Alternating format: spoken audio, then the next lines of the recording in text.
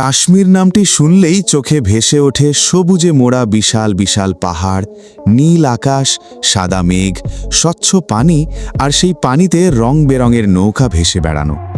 আকাশ আর জমিন যেন এখানে এক হয়ে মিশে গেছে। তাই সব মিলিয়ে এই কাশ্মীরকে পৃথিবীর ভূস্বর্গ বলা হয়।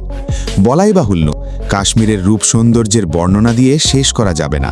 স্বচ্ছ জলের নদী, উঁচু উঁচু বরফে ঢাকা পাহাড়, বনভূমি এবং বিভিন্ন সাংস্কৃতিক বৈচিত্র্যে ভরপুর মানুষজন, সব মিলিয়ে প্রকৃতি এখানে অনন্য। কাশ্মীরের জনগণ খুব সাধারণ জীবনযাপন করতে অভ্যস্ত। কাশ্মীরের আয় মূলত পর্যটন নির্ভর।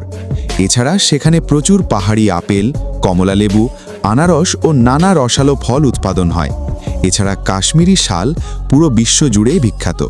এই কাশ্মীরি শালের বেশিরভাগই এখানকার মেয়েদের হাতে বোনা। এছাড়া বিভিন্ন ঋতুতে ফোটা কাশ্মীরি ফুল বিশ্বজুড়ে সরবরাহ করা হয়। এক এক ঋতুতে ভিন্ন ভিন্ন রঙের ফুল ফুটে থাকে। গোলাপি, সাদা রঙের সরিষা ও পপি ফুল সারা গ্রীষ্ম জুড়ে ঝলমল করে সমগ্র উপত্যকায়। আর ফুলের মতো সুন্দর কাশ্মীরের মেয়েরা অপরূপ সৌন্দর্যের অধিকারী। কাশ্মীরি মেয়েদের সৌন্দর্যের সঙ্গে পৃথিবীর অন্য কোনো মেয়ের সৌন্দর্যের তুলনা হয় না।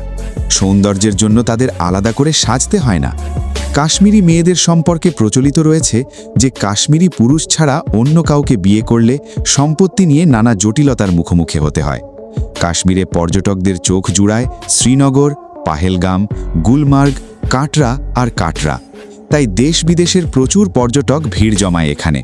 দর্শক, সুযোগ পেলে আপনিও নিশ্চয়ই ঘুরতে যাবেন, তাই না?